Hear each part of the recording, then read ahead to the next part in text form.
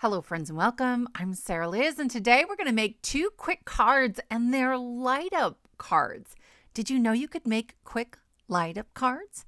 Here's the first one. We have this little penguin holding an envelope and we're going to use the same supplies on both cards. So this is the Good Day Quilted rectangles from Alex Siberia.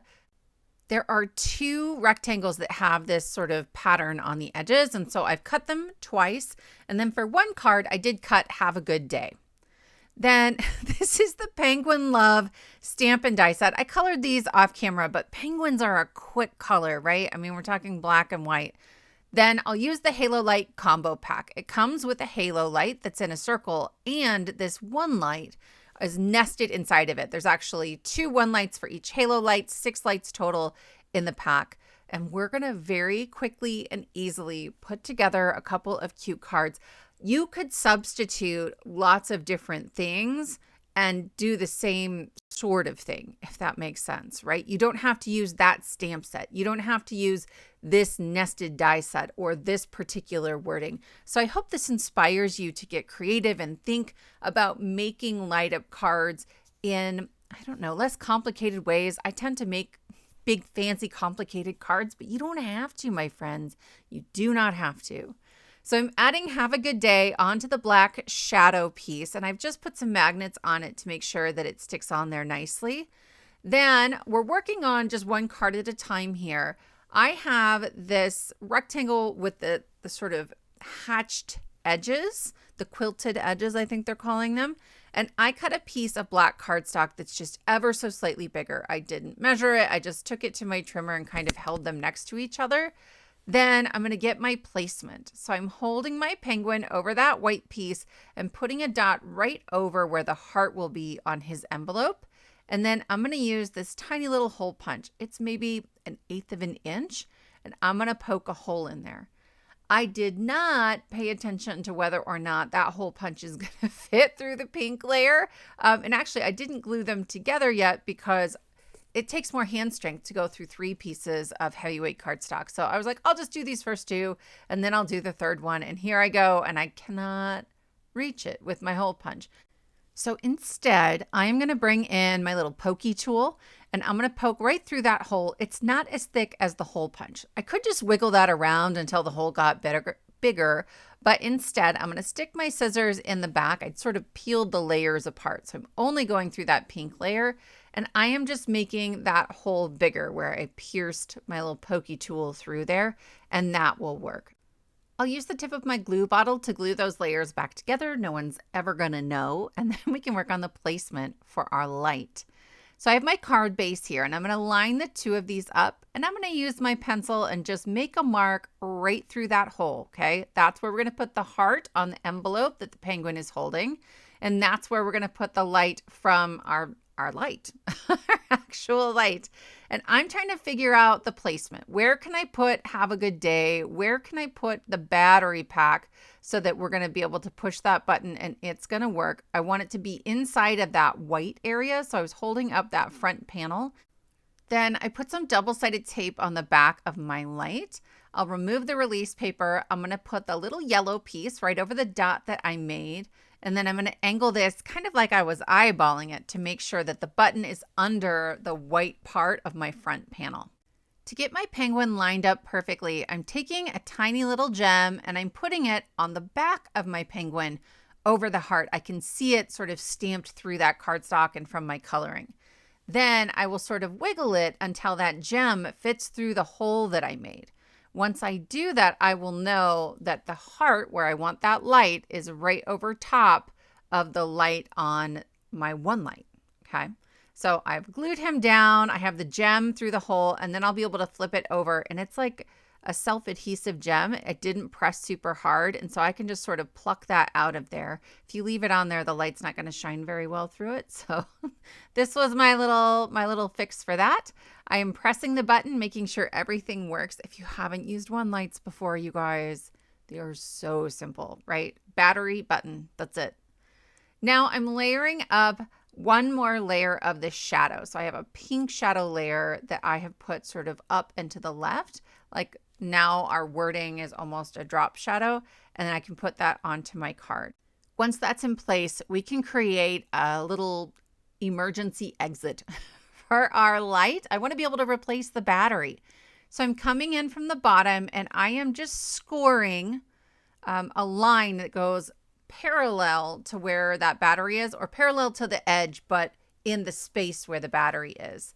Then I'm going to bring in my scissors and come from the side. So this is the front panel of the card, and I'm connecting those cut lines to the score line. And now I have a little flap where this will swing open into the card so you can get to that battery even after it's finished.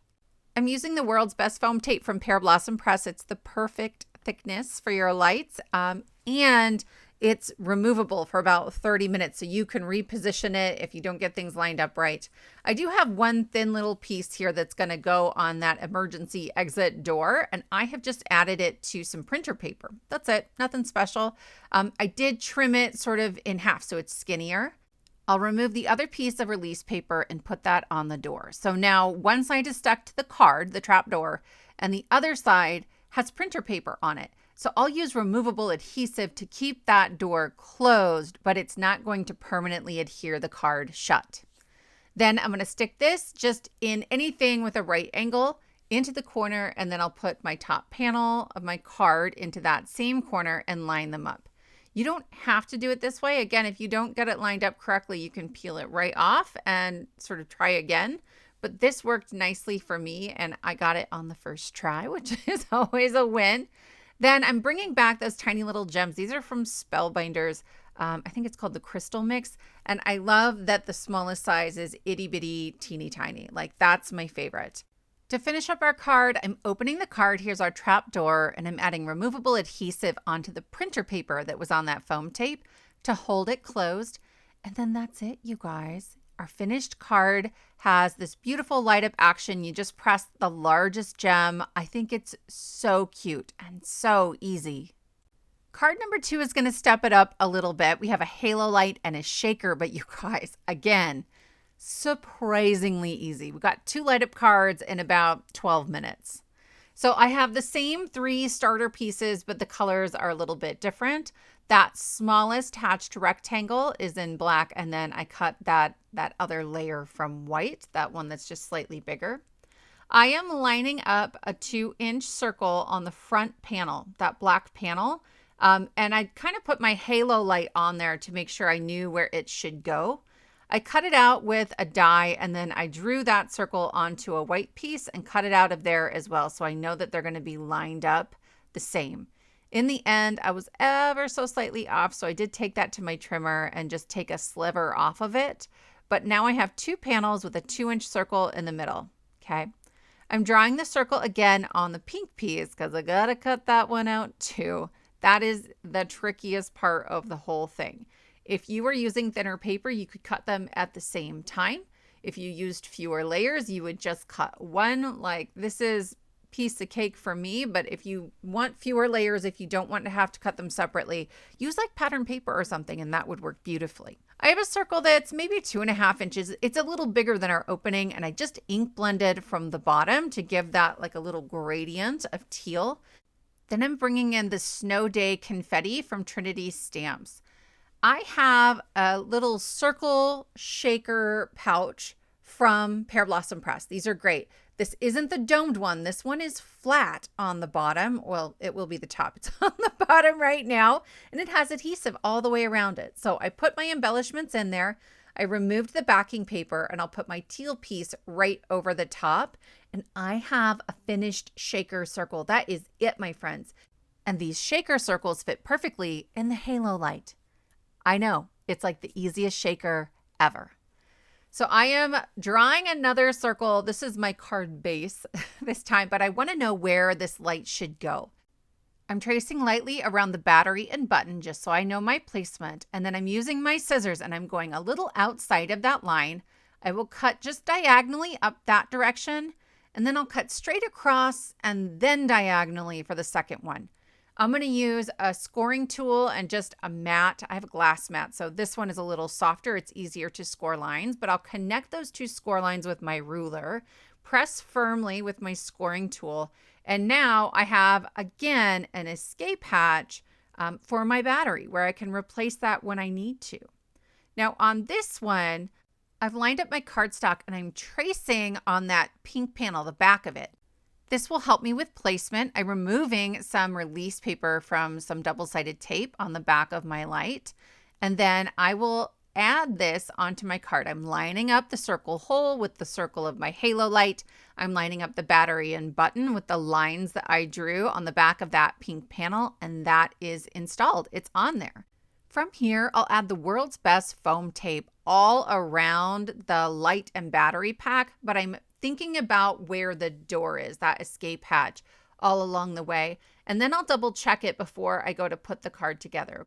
We have a couple more quick steps before we can do that though. And one of them is to add our circle of shaker bits onto the card base.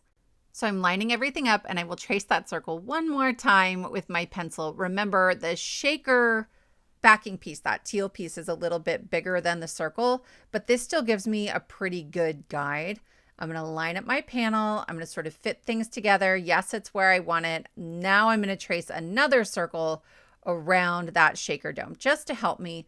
And then I'm not even going to pick it all the way up. I'm just going to kind of tilt it and then that will work. From here, we're being brave, but only a little brave. I removed my release paper and I'm going to hold the card in my hands just to try to line everything up. And I thought I had it the first time, but I didn't. So I'm able to sort of peel that foam tape back up a little bit and wiggle it into place because it's the world's best foam tape. If you haven't tried it, I cannot say enough. Did you know you can get Pear Blossom Press lights, their foam tape, all that stuff at scrapbook.com now? You really can. To finish up my card, I am just going to glue down my little penguin. He's going to overlap that shaker window ever so slightly. I stamped one of the sentiments from that stamp set. Surprise, it's me sending you love, and I will add that with removable adhesive onto our card. Then I will add a few gems, and I will mostly spare you from me trying to figure out where they go. But 10 years later, I was pretty happy with the placement. I'll open this up, add a little removable adhesive right over top of where the battery sits, and our card, my friends, is complete. We have this beautiful shaker action. You press the largest gem on the bottom and he lights up. I just love this one. My friends, I would love to know which of these two cards is your favorite, and if you've made a light up card before. Thank you all so much for spending your time with me, and I will see you next time.